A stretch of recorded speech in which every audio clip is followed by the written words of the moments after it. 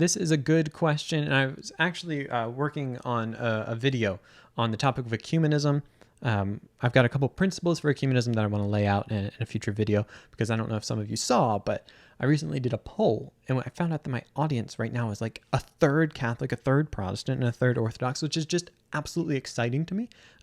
It's crazy what this platform has become, and the way that it's able to bring people together from across different divides. It's just a beautiful thing, and I love it. But within that, there's a question of, okay, well, so you're involved in ecumenism, Austin. Do you think that this will ever work? Will we actually bring Orthodox and Catholic churches together? And how would it be? I'm generally quite an optimist. I don't want to say this could never happen, because I think it could, but I don't see it happening soon. I don't see it happening in my lifetime. Lord willing, if I have kids, it probably won't happen in theirs. Though perhaps it could. I would love to be wrong about this. But I just think at this point, I don't want to say the ship has sailed, but in a lot of ways it has.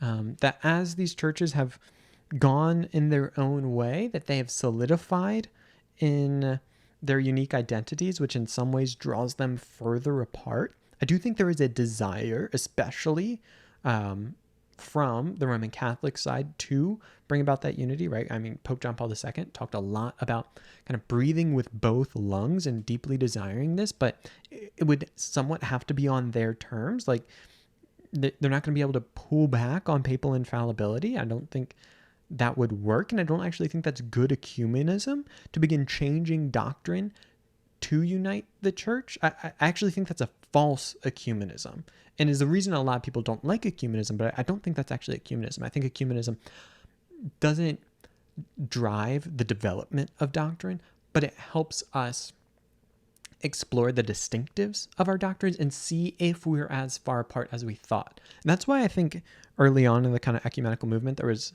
an ability to make some quick wins, to realize oh, we were just saying things differently. We actually are closer together than we thought.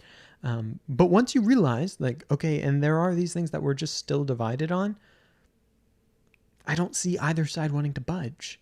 I don't see the Orthodox accepting the universal immediate jurisdiction of the Pope, and I don't see them accepting Vatican I or the Filioque, though I think the Filioque could actually, I think Rome might have a little more give on that. But yeah, I don't see it happening. I would love to be wrong. I would be overjoyed to be wrong. And just along similar lines, whether I think the Protestant Catholic division is going to be reunited, again, I would say I don't think so. But I don't think that makes ecumenism worthless. I actually think that just learning to understand one another, learning to co-labor in the things that we can co-labor on, learning from one another, deepening our theology by engaging with one another, I think those are beautiful outcomes of ecumenism. And I think simply learning to live peacefully as brothers and sisters is a beautiful thing.